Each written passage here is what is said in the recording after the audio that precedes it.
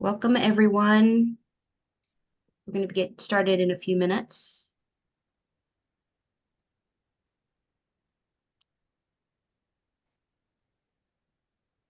Hi, everyone.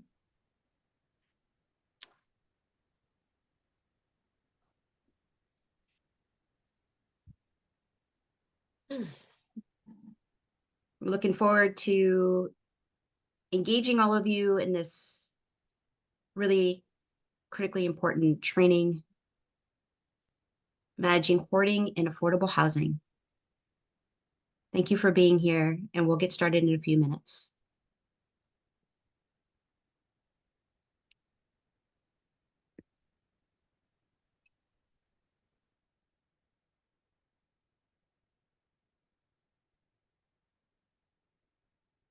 Can you all, Stacy, if I make you a co-host, can you let folks in while I'm introducing people? Can you, let's see, I have you marked as co-host. Okay. Can you see folks? Well, there's no one wanting to get in right now. Not through the screen share. I see. Let me look. No one's waiting yet. So, No one's waiting yet. okay, Are here you we have seeing that? someone. Do you see Jessica in the waiting room? I don't. Oh, there we go. Okay, so Yep. if you can let folks in, Sure. I'll let them in now. Oh, Oh, there you go. That's I great. just If did. you can Yeah. do that, no, it's great.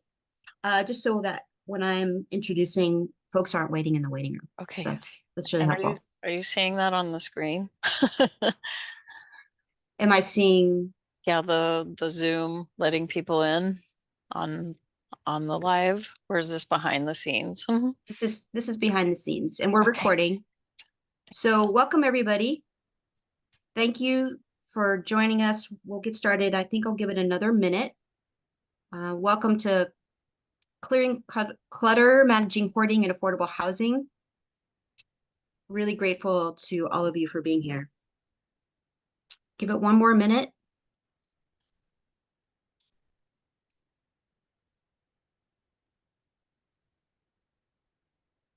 All right.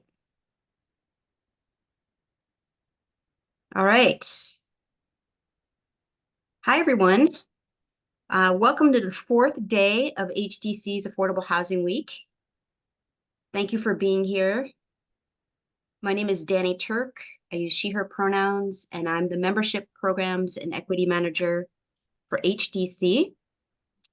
I want to acknowledge our sponsors, our Affordable Housing Week sponsors. Thank you to all of you for making this possible. It's a real opportunity for all of us to be learning together in the critical work that we're all doing in affordable housing. So our topic today is managing clutter in affordable housing, and we're featuring Farr and Stacy Simoneaux. Hoping I'm saying your last name right, Stacy. Yeah, that's correct. All Thank you. right, great. All of my French training has helped. Yeah. Great. So this session is intended to give insight into the psychological aspects of hoarding and equip you with practical management tools and discuss strategies for necessary cleanouts. We hope this will help housing providers enhance your ability to manage challenging hoarding situations, ensuring safety and compliance while being sensitive to the needs of the residents. It aims to empower you to handle hoarding issues with compassion and professionalism.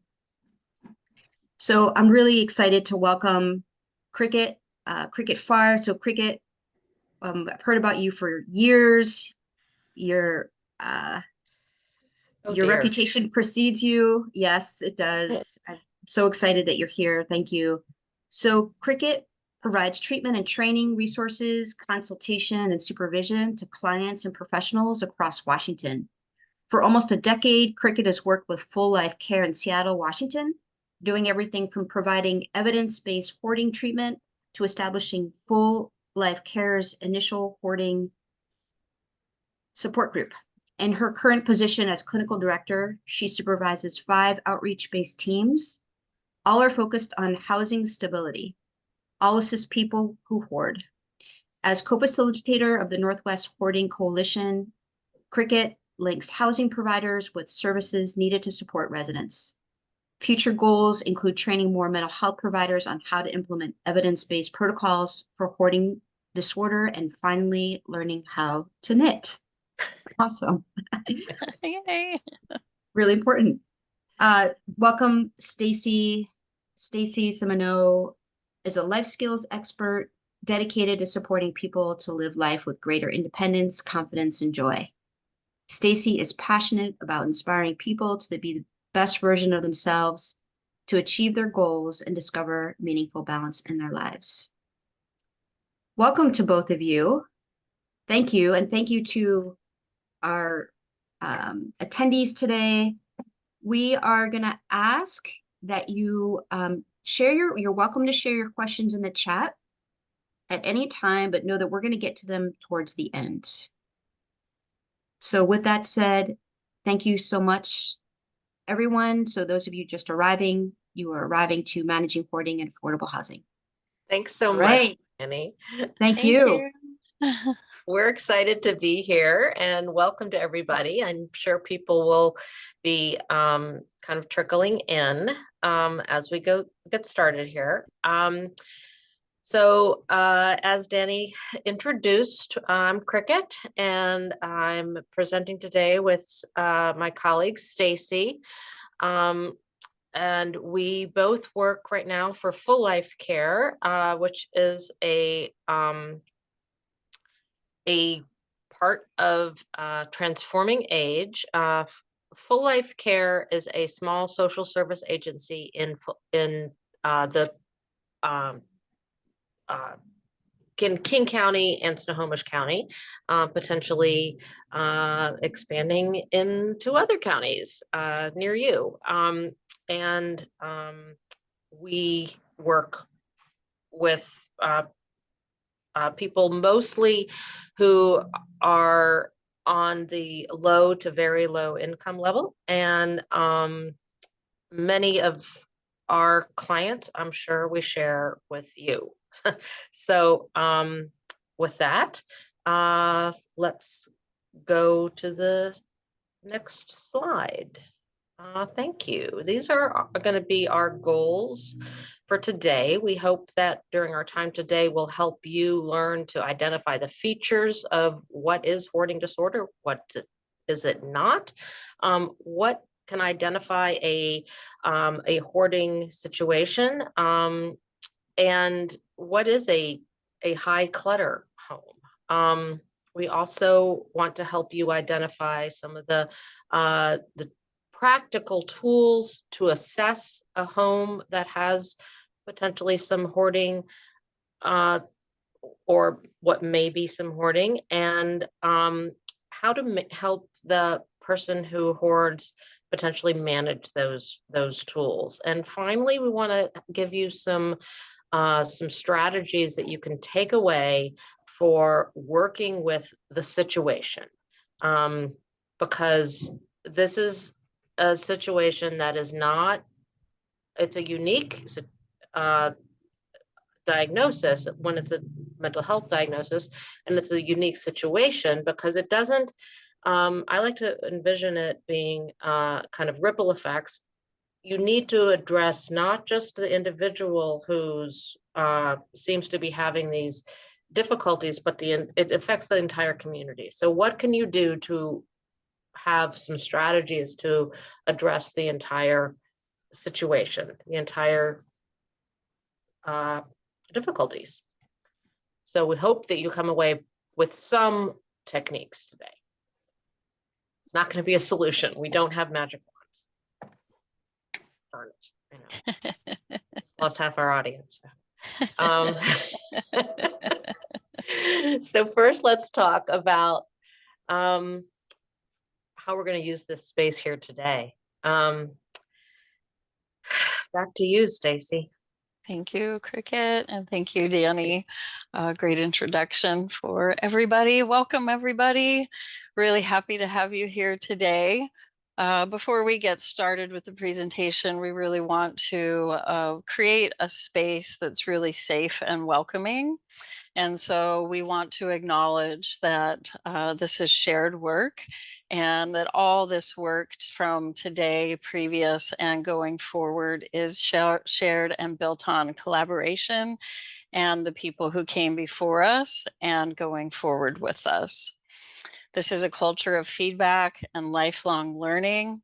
And we want to really honor the experience and wisdom and the space of not only the people who are doing the research and the frontline work, but the people with lived experience themselves.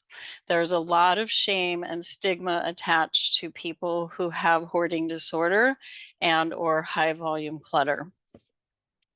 We also want to hold our humanity in this work and recognize how the systems in which we work have harmed others and continue to harm others and ourselves as we move forward in this work.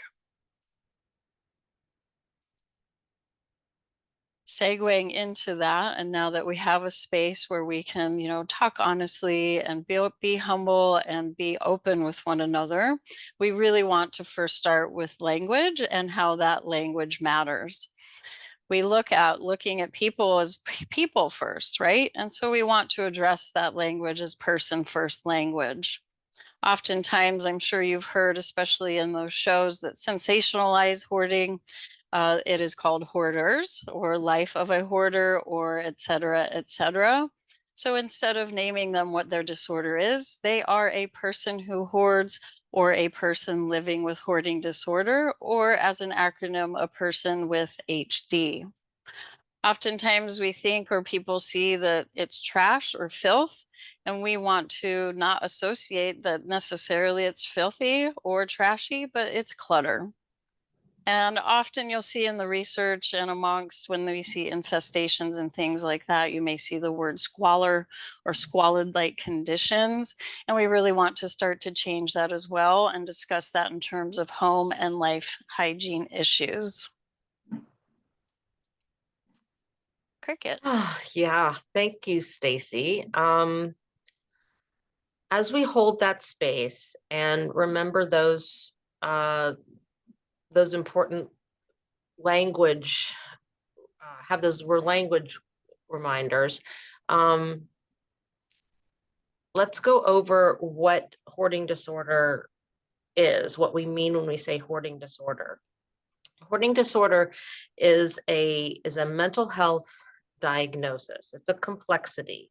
And globally, what does that mean? That means that a couple of things. First of all, there are criteria that need to be met in order for it to be diagnosed by a qualified person who can diagnose. And so you have to meet certain criteria in order for that diagnosis to be applied to a person's situation. And the other side of that is that, as we're remembering during not only Affordable Housing Week, but May is Mental Health Awareness Month. So mental health diagnoses are diagnoses for which people can recover, can survive, and thrive. So people can get help for these. So it's just remember that as we're going forward, even when the situation seems overwhelming, not just to us, and we don't necessarily aren't the people who are living day in, day out in these hoarded situations, but survival and more than survival is possible, and we have seen it, so we know. But that is the part of the definition of a mental health diagnosis. So let's talk about remembering that. Let's talk about what hoarding disorder encompasses. Hoarding disorder, first of all, has been only in the DSM since 2013. That is not very long. And what the ramifications of that recent admission into the DSM are that there's not a lot of research about it.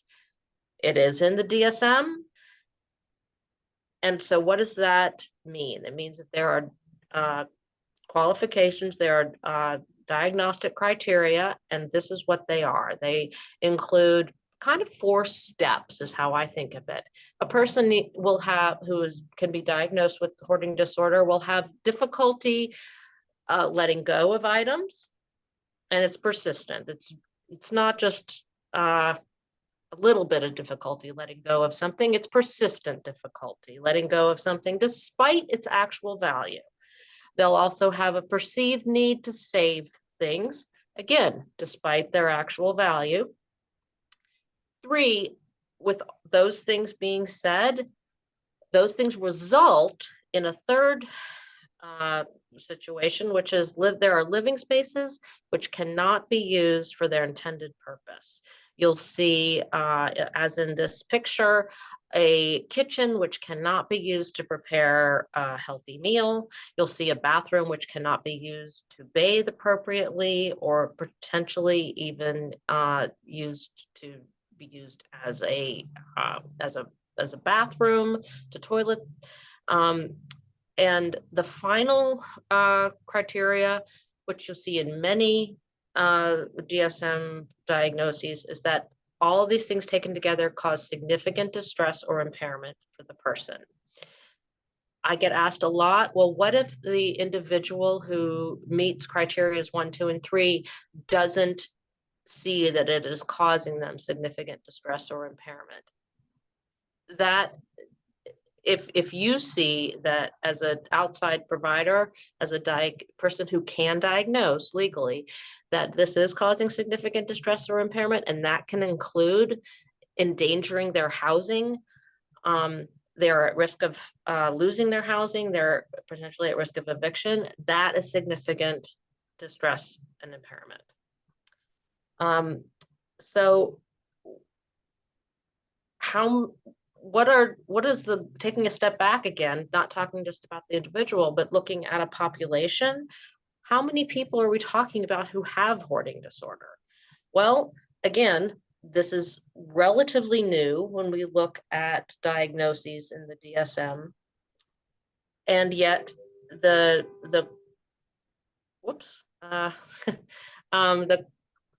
information that we have says that it's about 2.5% of the populations, and that's across studies that have looked at studies across the world. So that is that's for males and females. That, just to give you some perspective, that 2.5% is similar to the rates of major depressive disorder and worldwide. And so with that in mind, that's a lot of people. We believe that the rate is significantly greater for older adults. This should also come as no surprise to the population, to the people that I'm talking to today. It's significantly greater for, it doesn't suddenly appear in an older adult, but we do generally see it diagnosed more. It's generally seen more, it's identified more in an older adult population. What I have never seen, and what I would love to know about, is whether or not the prevalence for hoarding disorder tends to be higher in a population for people who are previously homeless, and who have experienced that trauma. My hypothesis would be that that population would have a higher rate of hoarding disorder, but I have not seen the research. So if there's any researchers out there who want to partner with us, let me know. Stacy. Thank you, Cricket. So as we've talked about the the issues and the definition of hoarding disorder, we want to take a look at some of the health and safety issues that can present for somebody who is living with this disorder and or high volume clutter.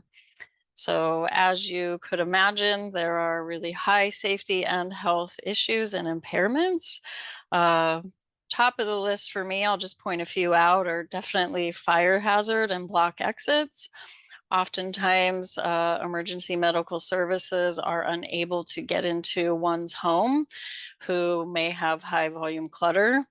And that really presents an issue considering, especially our older adults, but even younger folks as well, may have other medical and or mental health complexities. The risk of falls is very high as well, especially in our older adults.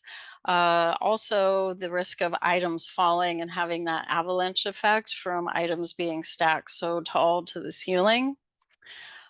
Structural damage to the building, interiors and potentially exteriors due to increased weight and the volume of clutter. So if somebody is on a second or third or fourth floor in an apartment building, you can imagine the weight of that pressing down onto the floor and the resident underneath them ceiling, as well as potential odors. And that comes from those home hygiene issues. And ultimately, as Cricket talked about, it does potentially pose the risk of eviction and homelessness. From the health side, again, we can look at impaired functioning and activities of daily living, and that's across the age span, lifespan. So poor hygiene and grooming, those are those life hygiene issues. Nutrition becomes an issue in some cases. Medical management of just taking medications or attending to their own medical needs. As far as the home environment, being able to manage that, being able to clean around the clutter, and worrying about, are there potential infestations within those areas, as well as mold, dust, dirt, etc., potential health complications from those in terms of allergies, headaches, asthma, sleep disturbances are really big in this population. And then on the extreme cases, we may see animal hoarding and or animal and human excrement and potentially remains. And all of that encompasses in and of this, that very complexity of a mental health disorder. Yeah. Cricket. Yeah, thank you, Stacy, for going over that. I think we need to take a moment and talk about what hoarding looks like and what it is not. Well, and I really was struck by thinking about during that last slide about the number of times that the sort of ramifications of hoarding disorder, which are really terrible or can be at their extreme, can also be the point at which help is involved. So a person falls, for instance. So hoarding causes a person to fall, and that's what causes the fire department to come in and assist, and that's what causes APS to be involved, and that's what causes the primary care to be involved, and that's what causes an actual diagnosis to be made. So these are the things that happen in kind of in our world, and so yes, those are very, of course, negative life events, a fall, and they're also the reason why things happen, such as older adults being diagnosed more often, and because they're more likely to fall. So I just wanted to link those things together because I don't think I did a good job earlier doing that. So let's talk about what home and life hygiene issues are not. They're not just a messy desk or a messy bedroom, as thank goodness, because I would be diagnosed myself. I am just a terrible housekeeper. That is not what hoarding disorder is. It is, let's go on to the next slide. It is not a messy, it is not just not picking up your clothes. It is also not a collection. People who collect things do things with intent and purpose, and usually have them displayed very, very carefully. Not always, but often. And so a collection is also very different. So it's not just mess. It's not a collection.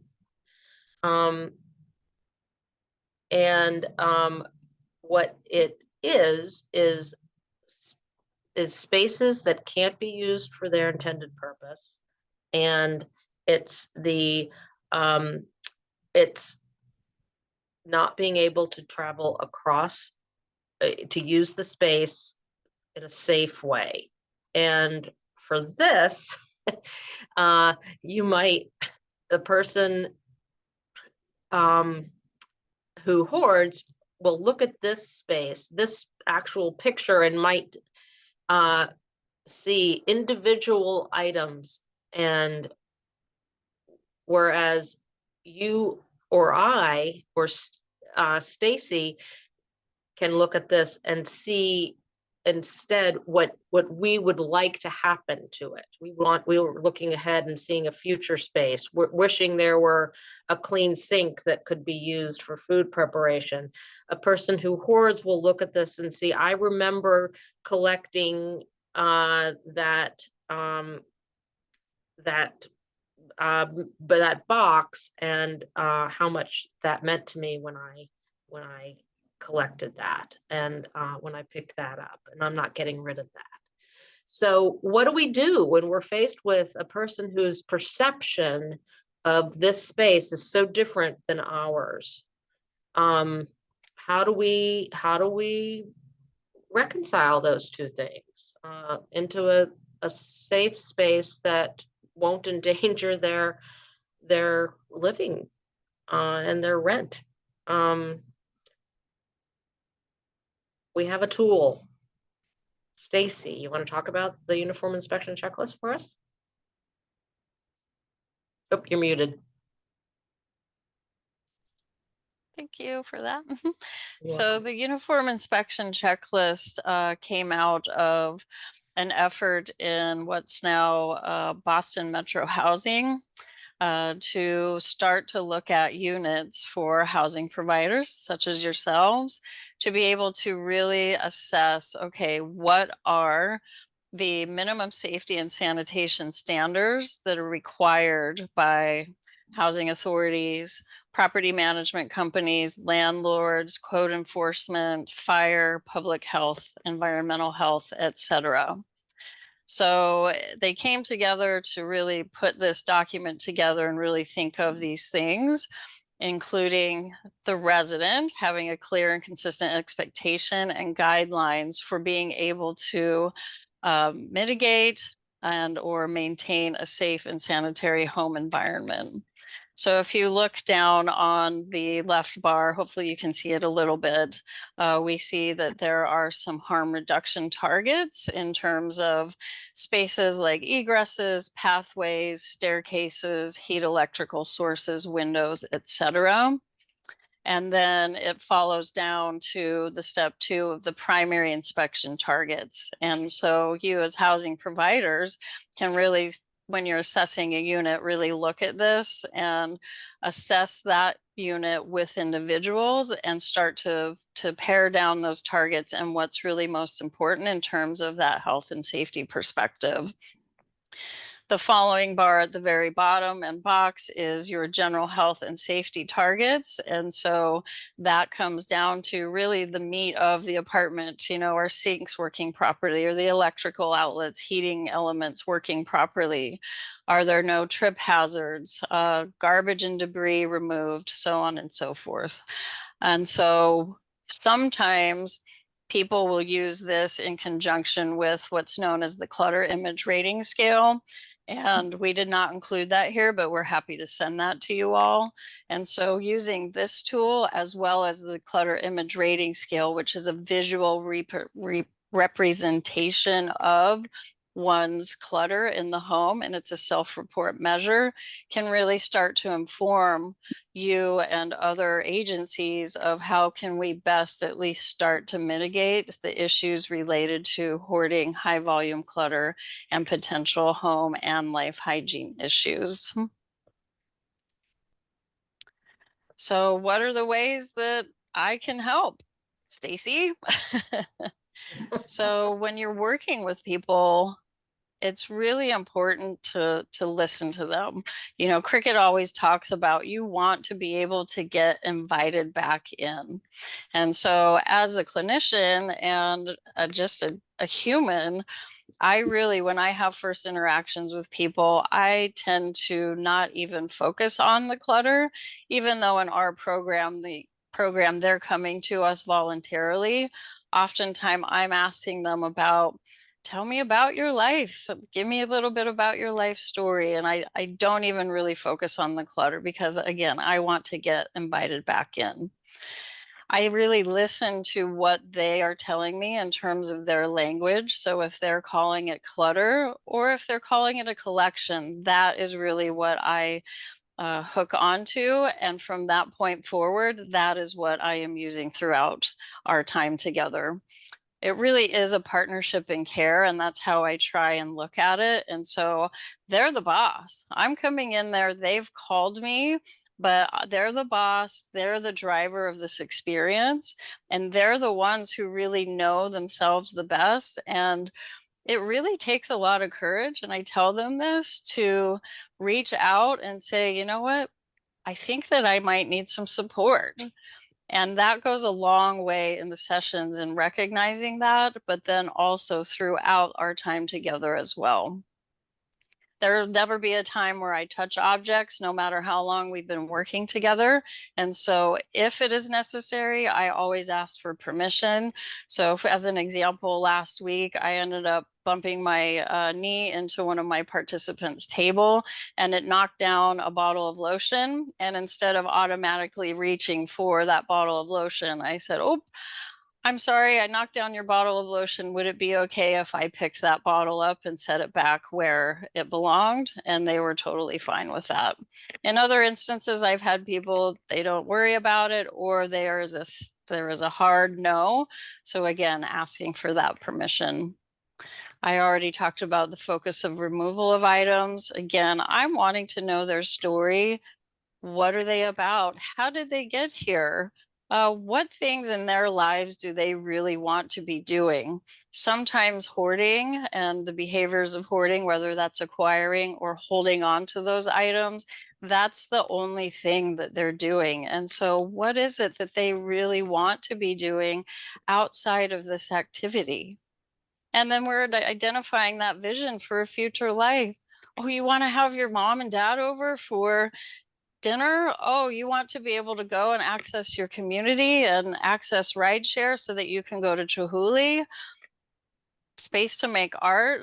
I will say probably 80% of people in our program are artists. And so they want to be able to clear some of that space to be able to start engaging with that activity of art making again. And at the end of the day, all of this contributes to not only better psychosocial health, but as well as a cleaner environment, an environment that they can maintain and manage. And in conjunction with that, sometimes we also encourage connection to behavioral and mental health services, because what I have found is that people who are going through this process, it tends to bring up a lot of things why they started to collect in the first place, and or being able to say, okay, I purchased all these things. I don't want to do this anymore. So resisting that urge also to bring more things into the home. One of our recent clients actually submitted an anonymous a recount of her experience so far in the program. And it really hits home for me because she said, I never knew that by addressing my external environment, I could have such a deep dive into my internal environment as well. And so that gives some perspective on what this might look like for individuals. Some resources that we can provide you and here and through our slides. We can email those to you, but just some books and publications that I think are pretty standard in the field as well as very important. So there's a Buried in Treasures workshop and book, and that was developed by Dr. Randy Frost and his he ended up being like a study participant in one of Dr. Frost's initial studies. And ultimately, this participant graduated from Dr. Frost's programming. And then ultimately together, they created this workshop. So this workshop is created not only by research, but also by somebody with lived experience. The Hoarding Handbook, that's also based in evidence as well, developed by Christina Bradiotis, Christina Schmaltz, and Gail Steketee. And so that comes a lot from the social work psychology fields as well. Websites, you have the International OCD Foundation. So that encompasses all things obsessive compulsive disorder, and hoarding used to be categorized underneath OCD. And now, as we talked about earlier, it is a separate diagnosis. However, the IOCDF every year, and they just had it a couple of weeks ago, they have an online hoarding disorder conference, which is incredible. You will see the foundational researchers there, up and coming research in the field, as well as those with lived experience. There is an organization, Children of Hoarders, which is a great resource for people who grew up in hoarding households. Sometimes people will hire professional organizers, although I see that as a cost barrier in some instances. So they have a lot of great resources as well. But if your participants do not have the financial or other resources, that may not be the best first course of action. And then local support groups. We have one here at our own Full Life organization. That is conducted by Matthew Schwartz, who's also an art therapist. And I'm missing the time and date that he does it. I know it's Wednesdays. I'll have to get back to you if you're interested on the time, but that is for people with lived experience. And he uses art as a medium to facilitate these groups. And then hoarding task forces and other information can also be found on the IOCDF website. Indeed. So I'm going to talk about the Northwest Hoarding Coalition, which is another resource that we have here in the Northwest, and that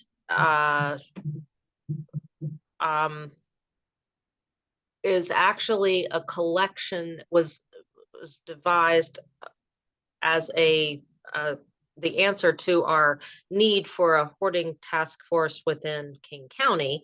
The link for that is included in this slide. And for those who asked, yeah, the slides will be emailed out. You can also find the link to join this on the Full Life Care Northwest Hoarding Coalition webpage. And what is the Northwest Hoarding Coalition? This is a group that meets monthly. It's a group of providers only. This is not for people who hoard, not for their families. This is just for people who are working with people who hoard, or for people who have high clutter. It's for people who are providing services. Okay. So if you have a person who needs a support group, this is not it.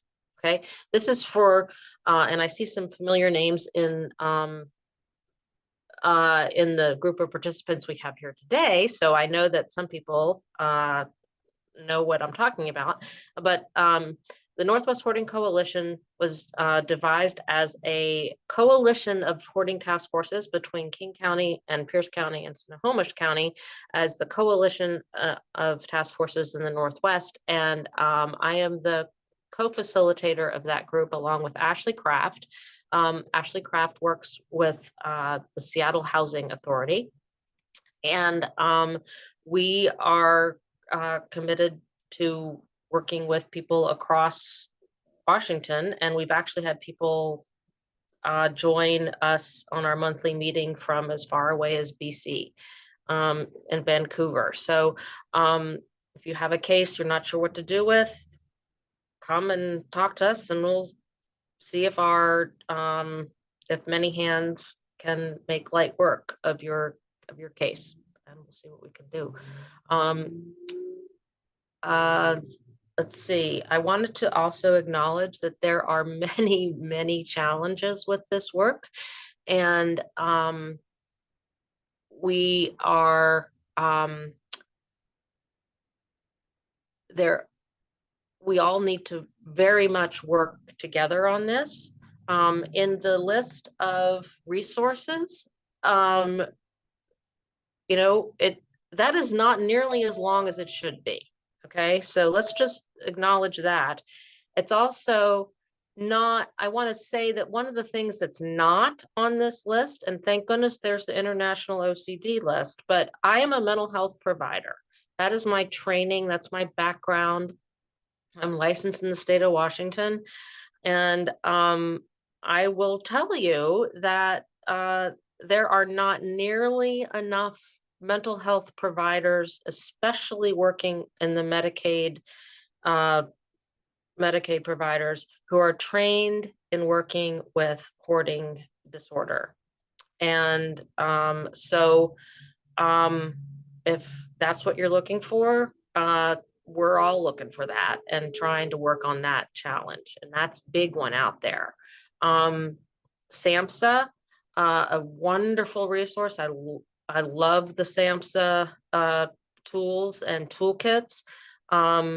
Does not actively have any sort of toolkit provided when you go to their provider website about what to do if you have a person with hoarding disorder. So there's a real gap here, and what we're going to do about it is not clear going forward. Mostly that's one of the things I'm hoping to do with the Northwest Hoarding Coalition is let's talk to each other, because we're the best resource we have right now. The other major gap that I hear again and again, and Stacy alluded to this, is money. And before we get into it, I just want to acknowledge that is a most frequent need. People need basically cash on the barrelhead for cleanouts, because there is a big gap. You don't want to do a cleanout if you don't have to, and yet sometimes it's necessary to save a person's housing, to address the health and the condition of the home, and that costs money. And there's not a lot of money floating around for that purpose. So that is a big need. So those are the two challenges that I think are out there, and I just want to acknowledge those before we go into our questions.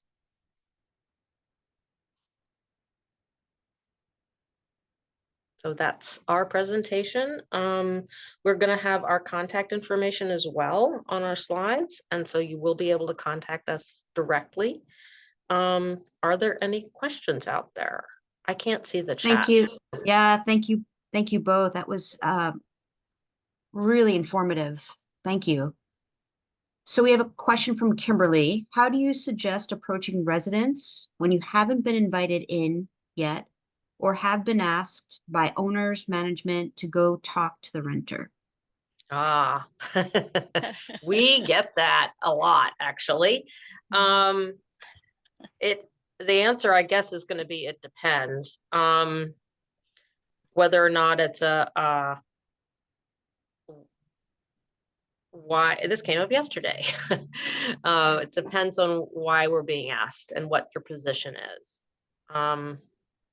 So if you're being asked to talk to them in what respect you're being asked to talk to them. Stacy and I run an evidence-based mental health program that a person needs to consent to participate in. And if a resident has not been informed that they were referred to the program, if they have no insight into them having any problem or challenges, then we're not going to go talk to them. That's not our role. If, however, I have other program staff who work as resource coordinators in buildings. If they are being asked to go talk to a person, then what I suggest to them, and a model that I promote to all of my staff, is using the International Healthcare Improvements model for working with older adults, but I think it works for everybody, which is a model called the 4Ms. And this basically says that when you talk to anybody, you assess them for 4Ms. It's how are they doing on their medication? Are they taking it as needed? Do they know where it is? Are they taking it as prescribed? How's their mobility? Can they move around okay? Are they using a cane if they need it? Do they not need a cane? Are they doing just fine? How's their mentation? Do they think clearly? Are they able to remember? How's their memory? Do they remember what happened yesterday? Do they remember what happened earlier this morning? Are they able to, do they know where they are? Do they know their birthday? Do they know who's president? And finally, and this is, I think, arguably the most important, what matters? What matters to that person?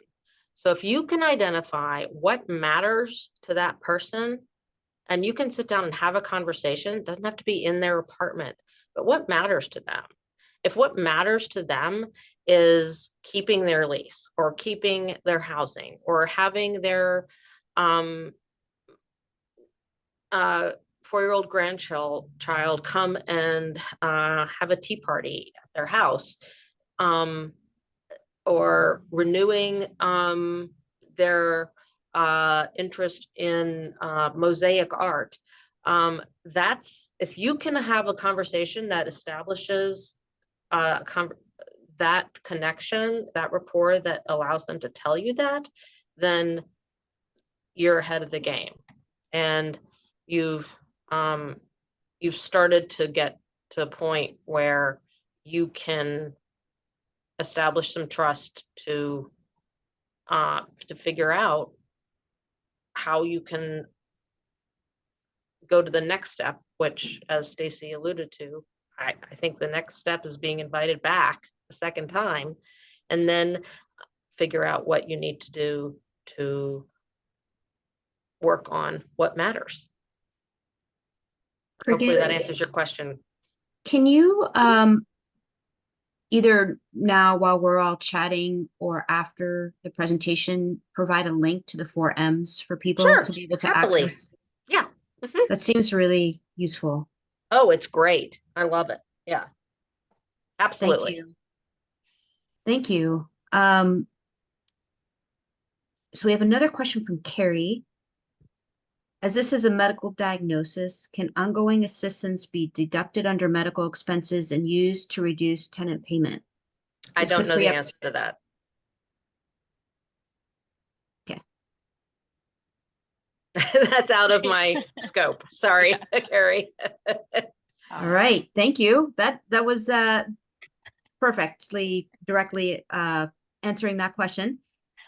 Karina has a question. Is there a different approach if the distress of discarding is based on a desire to discard in a particular way, as opposed to keeping the thing? Sorry, keeping the thing, and it just takes so long, the clutter is constantly growing. If trust is built, how to move into actually clearing clutter when it is never the right time, quote unquote. So in our program, we use what's called exposure therapy, as well as we look at some of those cognitive components that I talked about earlier. So as we know, older adults especially, our cognition starts to decline. So we really look at and assess, okay, where they're at from that cognitive ability first, really look at their goals and what that is in conjunction with what Cricket talked about with the 4 M's, and start to build that relationship so that when we're starting to think about sorting through and letting go of items or resisting purchasing of items, that we're preparing them for those tasks. They will be distressed inevitably. And so as a clinician, it's up to me to really understand what that looks like for them. And that's so much of that rapport building. So when it gets time again to start sorting through and letting go of things where we have a good relationship, we set ground rules. They are setting their own ground rules, but it's really using also motivational interviewing to guide them through the process. I said earlier that they're the boss, but if they're consistently, saying, no, I'm going to keep it, no, I'm going to keep it, no, I'm going to keep it, we're going to pause and we're going to say, okay, let's explore this a little bit. What's happening right now? How are you feeling? Tell me what you're feeling. And how does, by keeping these things, as an example, contribute to having your granddaughter over, going out into the public and not being able to go to Goodwill and purchase 20 items that are outside of your budget, so on and so forth. And so it's not a quick process. It is a process. And as we work through that, then we're pausing, we're talking about it, we're thinking about it. And they are required to, hopefully they do homework, if you will. But we're approaching it from that trauma-informed approach and saying, okay, you didn't do your homework. What were those features as well that prevented you from doing that? Yes, to everything Stacy just said. I think also, I just was reading Karina's question, and I think ultimately the answer is that there's not a different approach, Karina. I think that what you're describing, the stress based on a desire to discard things in a particular way, that's pretty standard. I mean, that's what we see a lot of. We see, I'm only willing to discard these items if they'll go to Goodwill and not get put in a landfill, or I'm only willing to discard these things if they'll go, if they'll be reused. And so there's these qualifications placed on things, and that's very, very common. That's not a different approach.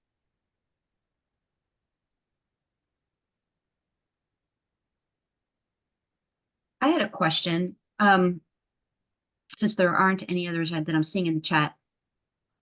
Stacy, you made a mention of like touching items and even like bumping into items. Can you explain why that is so significant for this population? Yeah, absolutely. So what the research has found is that there's a meaningful attachment to the items. And so oftentimes I think because of that stigma and shame, somebody coming in, especially when it's unexpected, might assume that, oh, you're going to touch all of my belongings and throw them away. And, or you might view those items as trash. Whereas for me, as someone living with HD, these items hold great meaning to me no matter what it is. And so if it's a bottle cap or a margarine tub, or if it's something all the way that maybe an heirloom or a family member gifted to them, it spans that entire spectrum, if you will. And so for us going in, we're saying, well, we got to keep our poker face on a bit, right? And not judge and say, okay, these things are meaningful for people. So by me touching it, it creates that distress response potentially, and also says, oh, you're going to throw that away. I don't want you to throw that away. That's meaningful to me. And so it's just a general respect for anybody's home, I think, but also especially in these cases of saying, okay, you have 20 bottle caps, tell me more about these, are you willing to part with these? Do you need all 20? Can you just keep 2? What is the intent and purpose of those? And so it's really exploring the reasons why, but they're again guiding that process, and they're the boss in that. Okay. Thank you so much, Stacy. Yeah. We have a few more questions. So Kimberly asked, how do we help home or apartment owners explore supportive solutions like the programs, like your program versus eviction? Oh, yes. Good question. Great question. Thank Yeah. you, Kimberly. So the first and important thing I think to recognize is that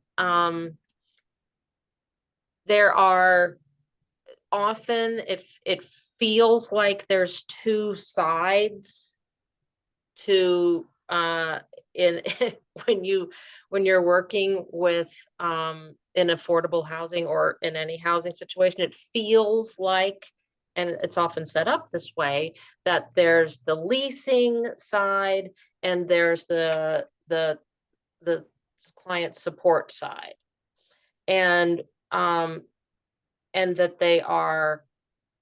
they're different, and often there is an antagonistic relationship. And that is unfortunate. That's my opinion. That is I think when you're talking about saving someone's housing, everybody wants to save the housing because that's what we as social services providers got into this business to do, to help people, not to make people homeless. And so how do we get around that barrier? That there are some tools, and one of those ways is, first of all, to educate everybody who works in an affordable housing location on what is hoarding disorder and how to identify it and what it means. And that means having everybody from the maintenance staff to the leasing office, to the social workers, to the resource coordinators, to the executive director, know how to identify hoarding disorder, what it means, and having a policy that's based on a good mental health process about what to do with it.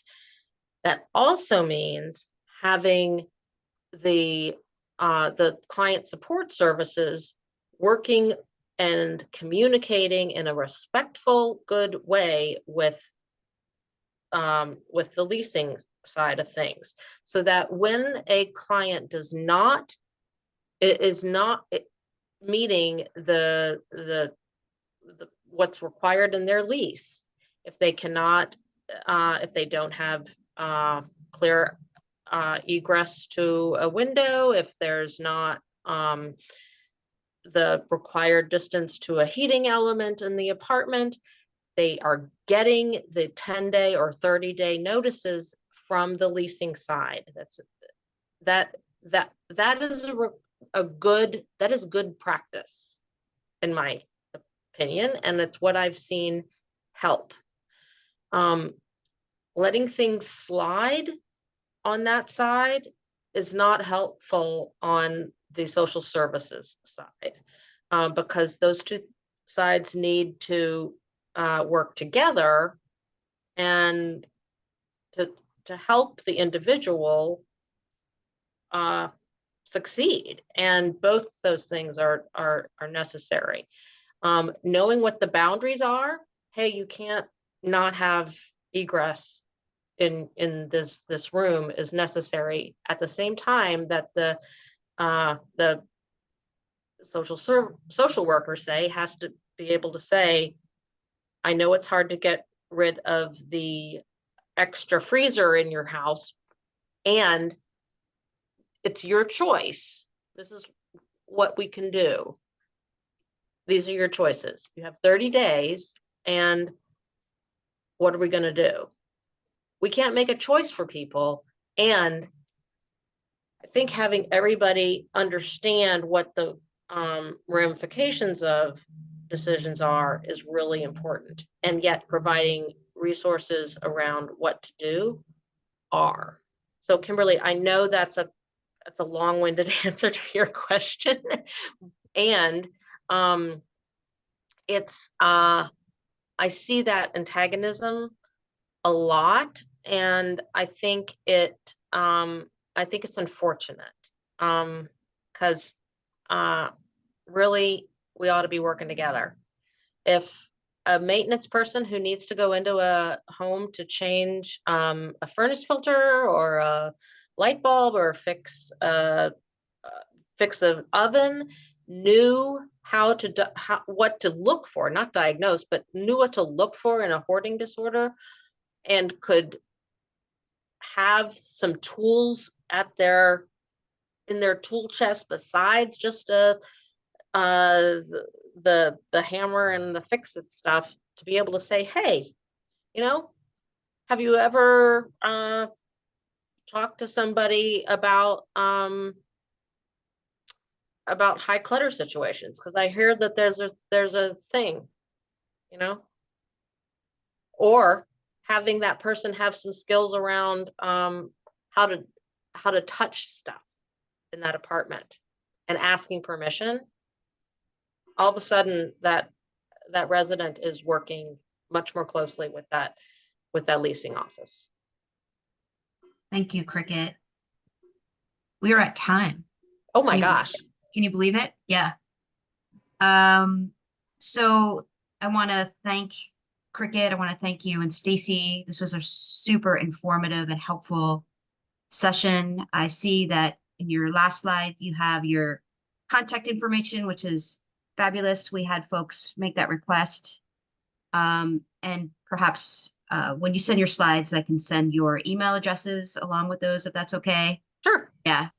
Thank you. And thank you all to participants who decided to join HDC's Affordable Housing Week. I hope you are enjoying some of the rest of the sessions.